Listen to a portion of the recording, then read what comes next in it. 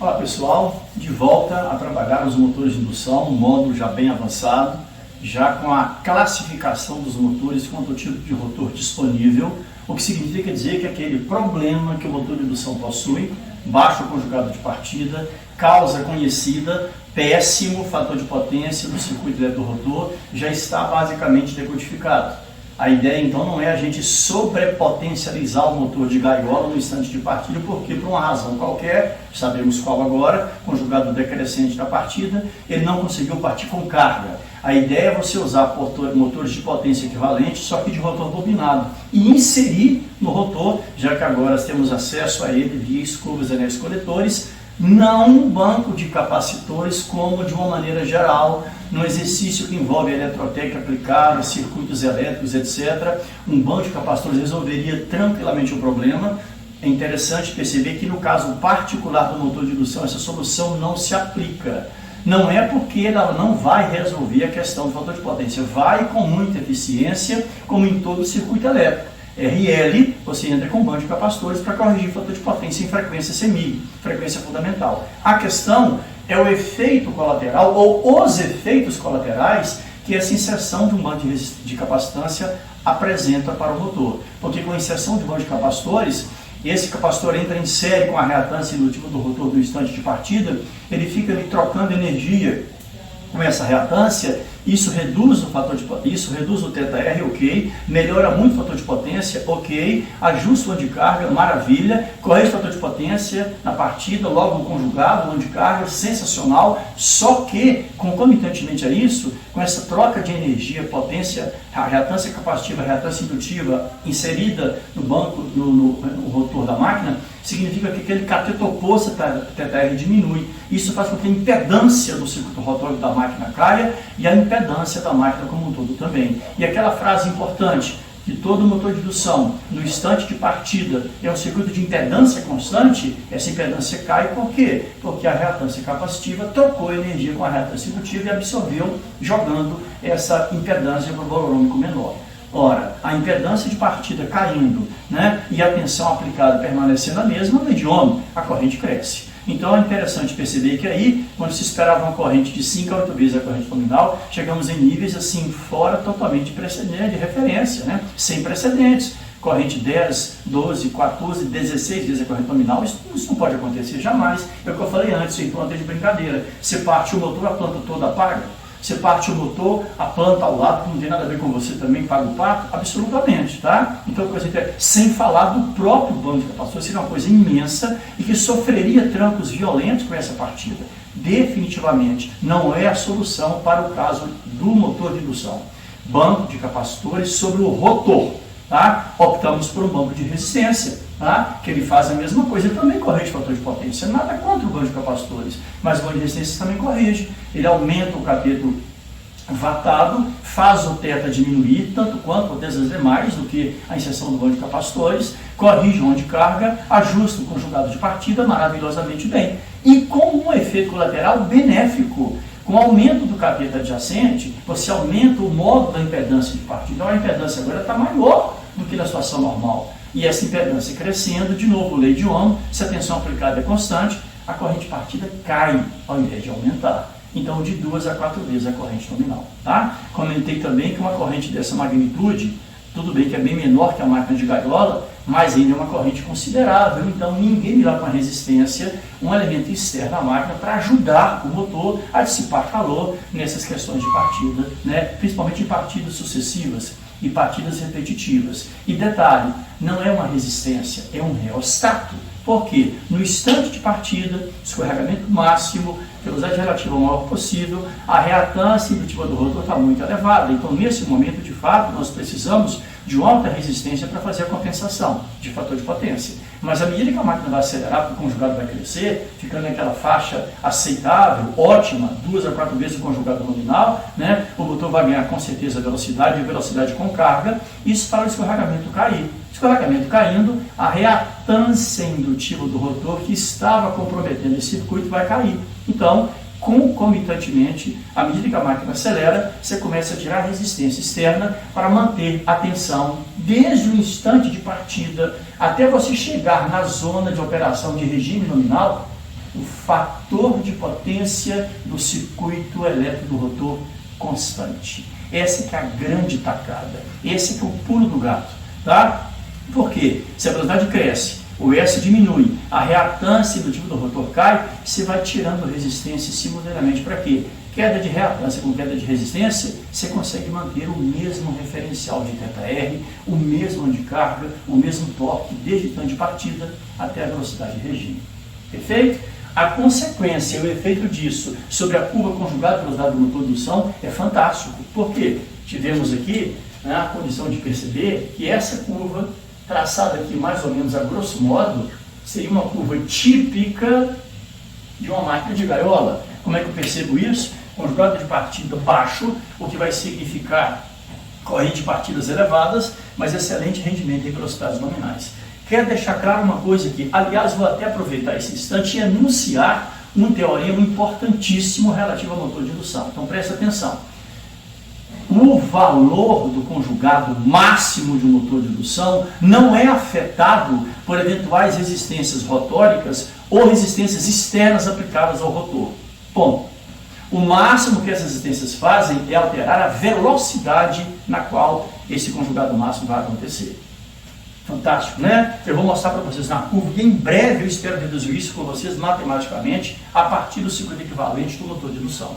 Ora, se esse aqui é o ponto de conjugado de partida, esse é o ponto de conjugado máximo, que está acontecendo, como você já sabe, uma velocidade por volta de 80% da velocidade nominal. Qual que é a estratégia? Não é alterar o valor desse torque máximo. Ele é importante, ele vai nos ajudar demais, ele é decisivo para o motor partir com carga.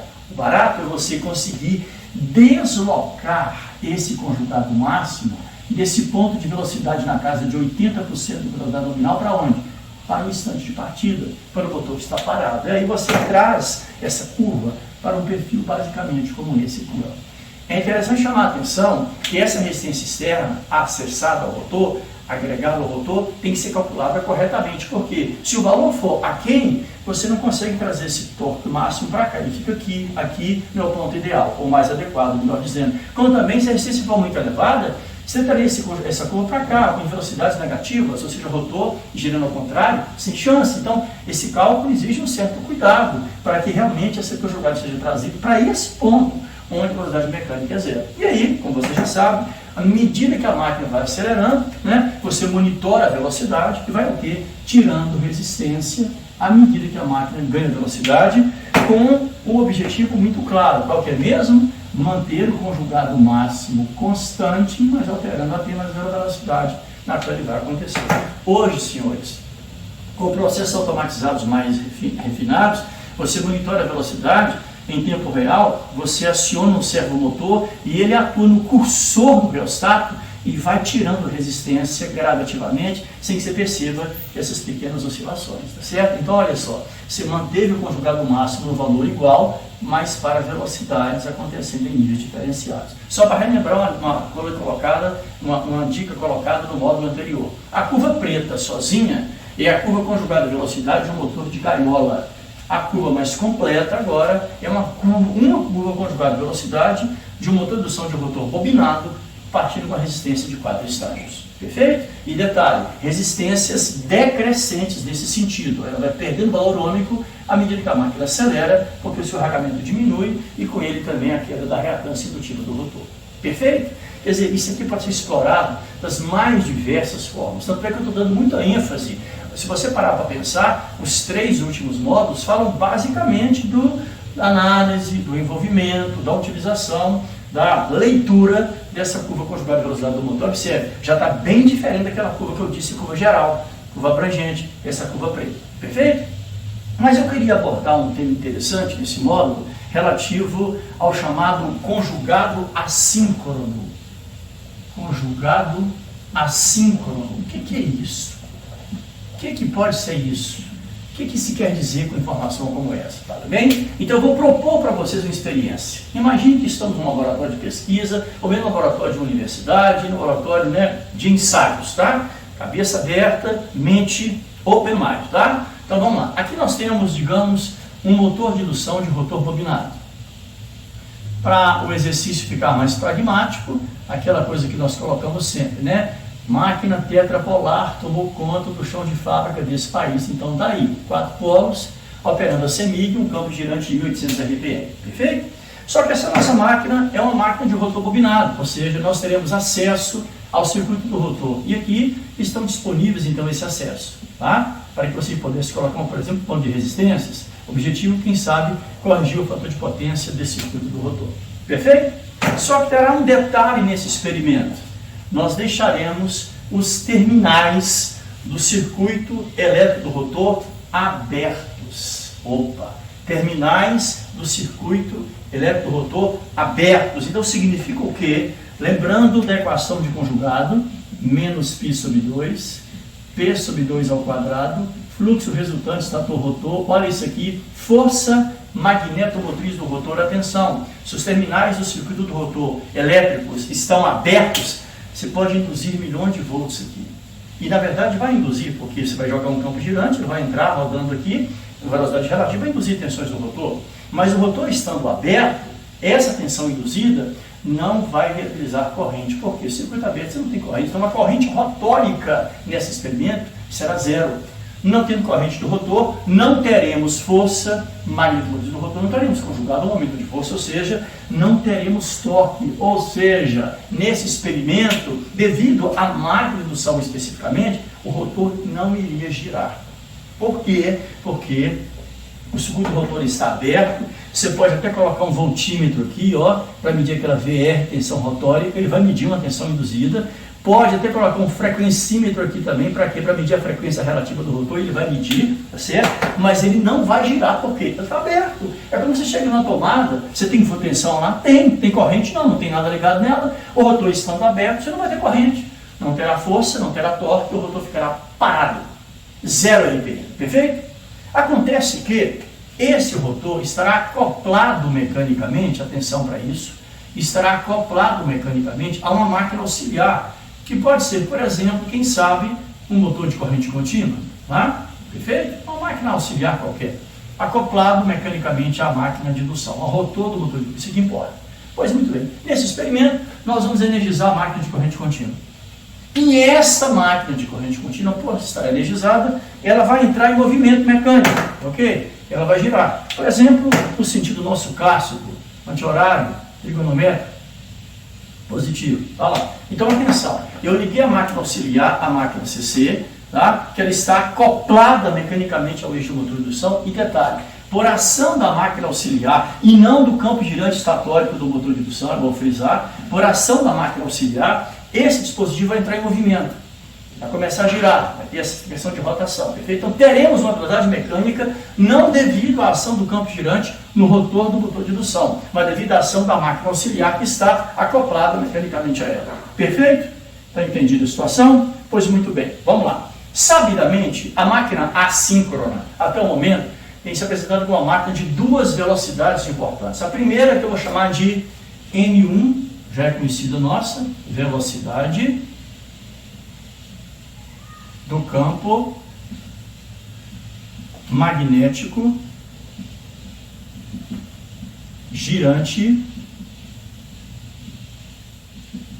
do estator. E convenhamos, velocidade constante, 120 F sobre P, né? Polos definidos, frequência também, a velocidade N1 não vale de jeito nenhum, e é do campo girante, sabidamente, tá? Nesse experimento, como o eixo da máquina de indução está acoplado mecanicamente ao eixo da máquina de corrente contínua, nós vamos detectar uma velocidade N2 no eixo, que chamaremos de velocidade mecânica.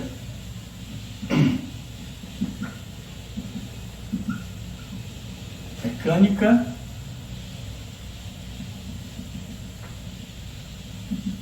do rotor.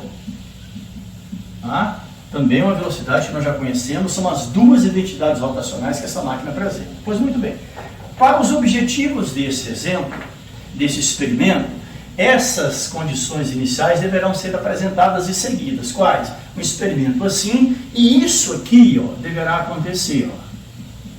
A velocidade mecânica do eixo do rotor deverá ser diferente da velocidade do campo girante do estator. Para quê, gente? Para quê? Para que tenhamos velocidade relativa entre campo girante e circuito elétrico do rotor, para que tenhamos escorregamento, tá certo? E além disso, a velocidade do campo girante e a velocidade M2 deverão ter o mesmo sentido. Então, atenção, se você obedece essas duas condições iniciais, o que você observa?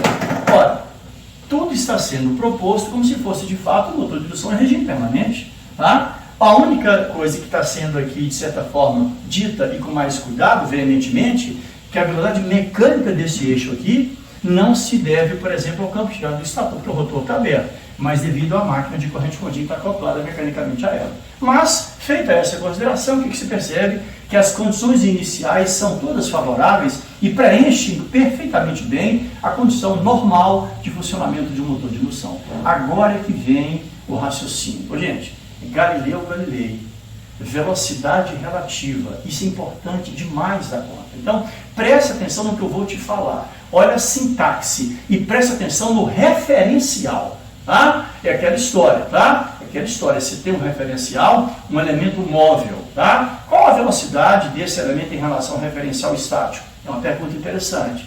Desse movimento em relação ao alguém que está dentro desse corpo em movimento. Se você muda o referencial, a visão do fato, não só estética, muda e muda consideravelmente. Então, eu vou usar muito do seu raciocínio, do conceito que você tem, desde o ensino médio de velocidade relativa. Então, preste atenção. Olha a novidade guardada com carinho para nossa conversa de hoje. Na verdade, uma máquina assim que não trabalha com duas identidades rotacionais, trabalha com três. Quem são? N1, velocidade do campo magnético girante do estator, fixa, invariável. N2, velocidade mecânica do rotor. E agora, gente, uma coisa que de certa forma tenha acompanhado todo esse raciocínio, está sempre presente e talvez não tenha sido explicitado ainda sobre essa perspectiva. Eu sempre tenho dito para vocês, não adianta decorar um texto de um teorema e ficar repetindo de maneira aí afora, lindo, maravilhoso. Não, aplique e perceber a aplicação dele quando se faz de fato necessário. É lindo de falar assim no ambiente, né, qualquer que seja ele, inclusive um ambiente técnico, Em toda máquina de corrente alternada, existe sempre uma correspondência biunívoca e bicontínua, frequência e velocidade. Lindo, maravilhoso? Ok? Aplique isso.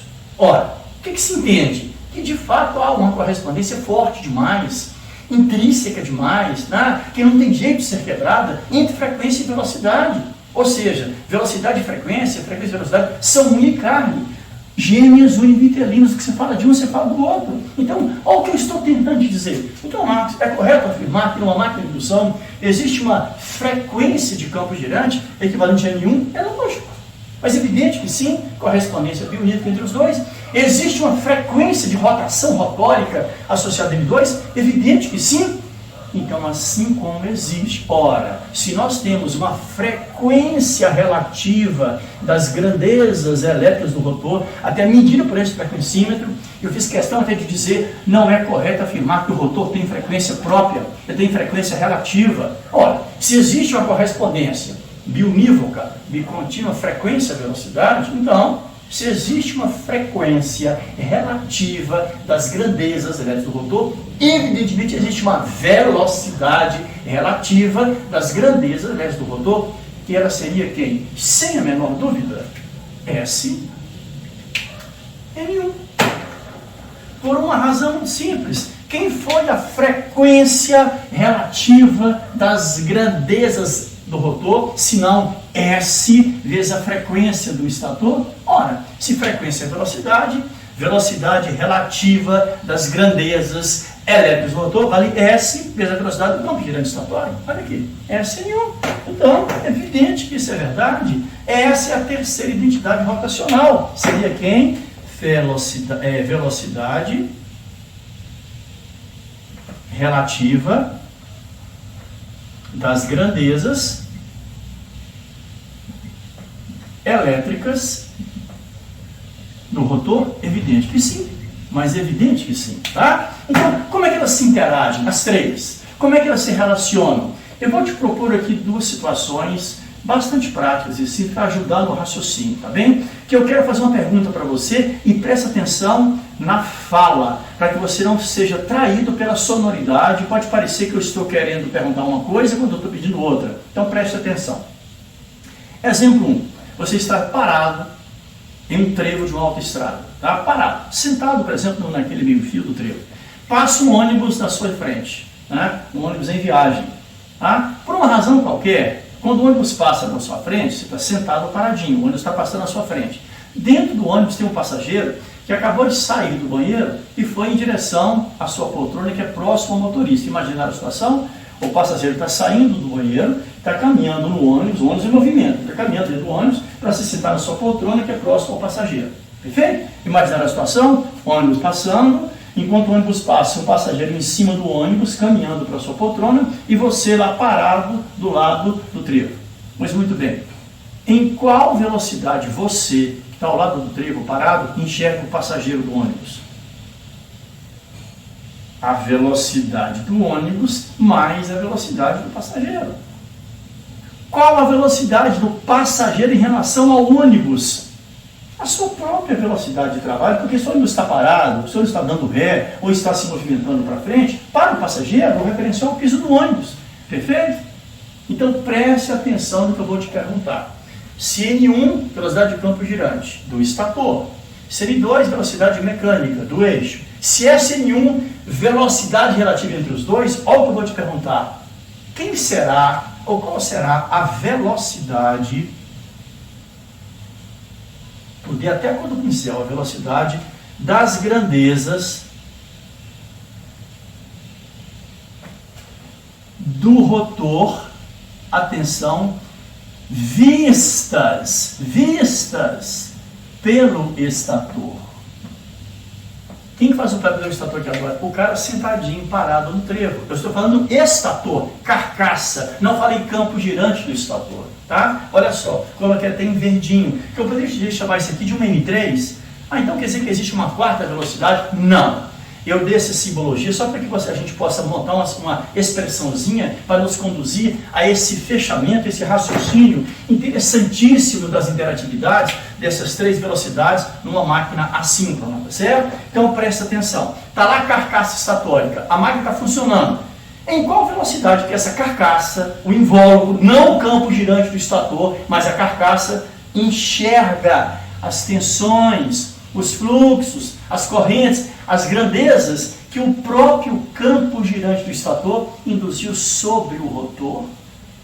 Velocidade relativa pura. Galileu Galilei puro. Qual velocidade do passageiro dentro do ônibus, visto por quem está sentadinho no trevo? Velocidade do ônibus mais a do passageiro sobre o ônibus. Ou seja, quem faz aqui o papel do ônibus? O N2, a parte mecânica. Opa! N2, a parte mecânica. Mas quem? Quem faz o papel do passageiro, velocidade do passageiro em cima do ônibus? Aqui se joga sobre o rotor. SN1, né? Porque o N1 é um campo girante, mas o SN1 é a velocidade das tensões, dos fluxos, etc. Que o campo girante jogou sobre a parte rotórica que já está em movimento. Então, o que o estator enxerga é a soma dos dois, a mecânica, mais o que é jogado em cima da mecânica via acoplamento magnético. E olha que coisa interessantíssima. Então, sendo assim, qual vai ser a velocidade resultante N3 vista, né, pela carcaça, pelo bloco estatório? Ô, gente, quem é N2 mesmo? Lá do conceito de escorregamento, N1 menos N2 sobre N1. Um produtinho cruzado, SN1 igual a N1 menos N2. Tá? Trazendo N2 para cá, velocidade mecânica será N1 menos SN1. Colocando N1 em evidência, olha que coisa interessante. Nós já conhecemos essa equação. O que ela quer dizer? Sempre que a velocidade mecânica do rotor sempre será um percentual do campo girante. Eu não vou me furtar isso aqui não. Então quem é N2 se não N1 que multiplica 1 menos S? Isso é o N2. Só que para a carcaça eu tenho que somar isso aqui a quem? Ao S N1. Olha que coisa interessante. Pois muito bem, N1 vezes 1, N1. N1 vezes menos S N1. Só que mais S N1. Resultado, menos SN1 mais SN1 fica quem? Qual é a velocidade das grandezas elétricas induzidas no rotor pelo campo girante estatório, vistas pelo estator? N1. nem um RPM a mais, nem um RPM a menos. Mas que é nenhum, senão a própria velocidade do campo girante estatório. Isso aqui é que nós chamamos de conjugado assíncrono. Ou seja, tá? Apesar da velocidade mecânica ter que ser diferente do campo girante, para que a coisa aconteça assincronamente falando, o resultado final para o bloco estatórico é como se o campo girante do rotor girasse a mesmíssima velocidade do campo girante do próprio estator. Olha que coisa interessante. Como é que eu entendo isso? Vamos jogar peso. A máquina está funcionando, está com certo escorregamento, com certa velocidade. Pois muito bem, jogue carga na máquina. O que acontece com o escorregamento? Aumenta. Aliás, se você joga carga na máquina, o que acontece com o N2?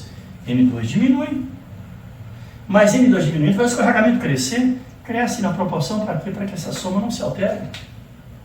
Tire carga. Se você tirar carga, acontece com N2. N2 aumenta, mas se N2 aumenta, o escorregamento diminui na mesma proporção para quê? Para que essa soma nunca seja alterada e não será. Em um motor de indução operando em regime permanente, a velocidade do fluxo girante, o fluxo induzido no rotor, visto pelo estator, é exatamente a velocidade de quem, senhores? Do campo magnético girante estatório. Isso aqui demanda um raciocínio muito interessante, né? E uma dedicação grande a esse nível de conhecimento e de análise, perfeito? Essa eu guardei para vocês, para que vocês possam ter essa visão bem caracterizada. Combinado? Um abraço, tomara que tenham aproveitado bastante. Um abraço e saúde e paz.